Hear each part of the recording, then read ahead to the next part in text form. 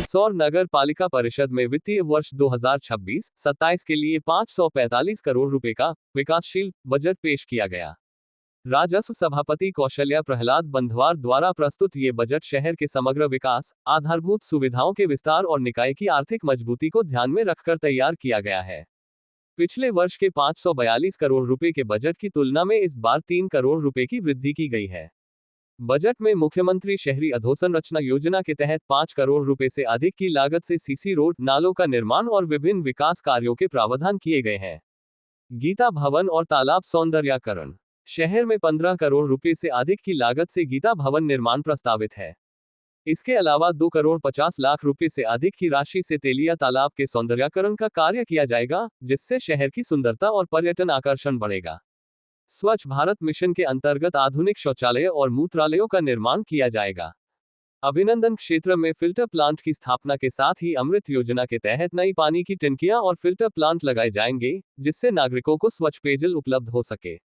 शहर में आकर्षक लाइटिंग और फूड जोन, प्रमुख डिवाइडरों पर आकर्षक लाइटिंग की व्यवस्था की जाएगी। साथ ही शहर के प्रमुख स्थानों पर फूड जोन विकसित करने का भी प्रावधान रखा गया है, जिससे नागरिकों को बेहतर सुविधाएं मिलेंगी और रोजगार के अवसर बढ़ेंगे। नगर पालिका की आय बढ़ाने के लिए 19 नई दुकानों का निर्माण किया जाएगा। इसके अलावा प्रथम चरण में 25 उद्यानों के विकास का लक्ष्य निर्धारित किया गया है, जिससे शहर में हरित क्षेत्र का विस्तार होगा। पिछले कार्यों की उपलब्धियां भी गिनाई। परिषद गठन 2022 के बाद प्रधानमंत्री आवास योजना के तहत हजारों हितग्राहियों को लाभान्वित किया गया है। सीवरेज परियोजना की शुरुआत के साथ 15 किलोमीटर से अधिक सीवरेज लाइन बिछाई जा चुकी है। वहीं राजस्व वसूली में मंदसौर ने प्रदेश स्तर पर शीर्ष 10 में स्थान हासिल किया है। नगर पालिका परिषद का ये बजट मंदसौर को स्वच्छ, सुव्यवस्थित और आत्मनिर्भर शहर बनाने की दिशा में एक महत्वपूर्ण कदम माना जा रहा है। विकास कार्यों की यह रूपरेखा आने वाले समय में शहर के स्वरूप को नई पहचान दे सकती है। शहर के मध्य में बस स्टैंड किसी भी नगर की शान होता है। 33 करोड़ का बजट का प्रावधान आज हमें मिला है यहाँ पे सौंदर्यीकरण के नाम पर। तो क्या हम शहर के सभी बगीचों का भी सौंदर्यीकरण नहीं कर सकते हैं? मैं वार्ड क्रमांक 2 से पार्षद हूँ, संजय और इंदिरा कॉलोनी इस वार्ड में आते हैं।